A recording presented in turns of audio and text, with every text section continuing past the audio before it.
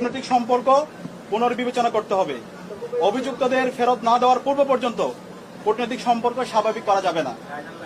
এই দাবি অনতিবিলম্বে না মানা হলে এবং আইন শৃঙ্খলা পরিস্থিতি দৃশ্যমান পরিবর্তন না দেখাতে পারলে স্বরাষ্ট্র উপদেষ্টা, আইন উপদেষ্টা এবং পররাষ্ট্র উপদেষ্টাকে পদত্যাগ করতে হবে।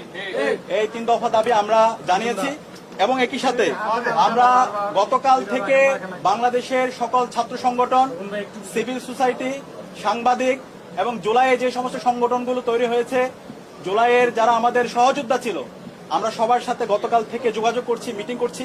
ছাত্রদল, ছাত্র শিবির, ইন্ডিপেন্ডেন্ট অ্যাক্টিভিস্ট এবং বামপন্থী সংগঠন, ইসলামিক সংগঠন এবং সব ধরনের নাগরিক, ছাত্র এবং নাগরিকদের সাথে আমরা যোগাযোগ করেছি। আমরা সারা দেশে সবাইকে ঐক্যবদ্ধ হওয়ার জন্য আমাদের ফেসিবাদের বিরুদ্ধে, আমাদের কমন এনিমি ভারতের যে হচ্ছে যারা বাংলাদেশে দাসত্ব কায়েম করতে চায় এবং একই সাথে এই পতিত ফেসিদের বিরুদ্ধে আমাদের ঐক্যবদ্ধ হওয়ার জন্য আমরা সবার সাথে কথা বলেছি এবং সকল ফেসিবাদ বিরোধী যারা আন্দোলন সংগ্রাম করেছে সবাই একমত হয়েছে এবং খুব দ্রুতই সকল ফেসিবাদ বিরোধী আমরা যারা জুলাই একসাথে নেমেছিলাম আমাদের সম্মিলিত কর্মসূচি আপনারা দেখতে পাবেন।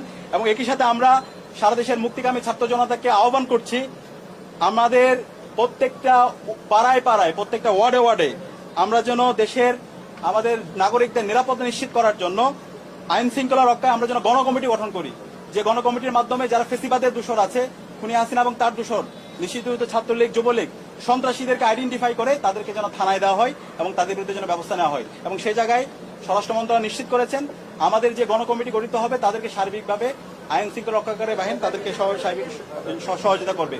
এবং যেই দিল্লি আজকে খুনি হাসিনা এবং তার দোষরদেরকে, সন্ত্রাসীদেরকে আশ্রয় দিচ্ছে এবং দিল্লি থেকে আমাদের বাংলাদেশকে বিভিন্নভাবে উত্তপ্ত করার চেষ্টা করা হচ্ছে, সেই দিল্লির সাথে আমাদের যে পররাষ্ট্র মন্ত্রণালয় আছে, পররাষ্ট্র মন্ত্রণালয়ের কূটনৈতিকভাবে তাদের বিরুদ্ধে আমাদের যে সম্পর্ক সেটাকে পুনর্বিবেচনা করতে হবে।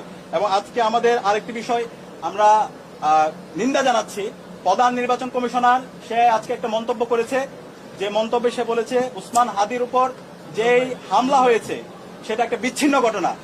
আমরা পুরো ছাত্র জনতার পক্ষ থেকে আমরা এই ধরনের মন্তব্যের তীব্র নিন্দা এবং ঘৃণা জ্ঞাপন করছি।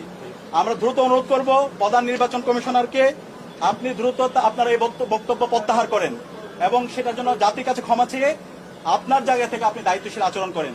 তফসিল ঘোষণার পর থেকে আমরা চাই এই দেশের সকল নাগরিকরা একটা সুস্থ পরিবেশে নির্বাচন এবং ভোট দেওয়ার জন্য, সুতরাং ফ্রি, ফেয়ার, ক্রেডিবল ইলেকশন করার জন্য নির্বাচন কমিশনার থেকে শুরু করে আইন শৃঙ্খলা রক্ষাকারী বাহিনী সবার দায়িত্বশীল আচরণ করা দরকার।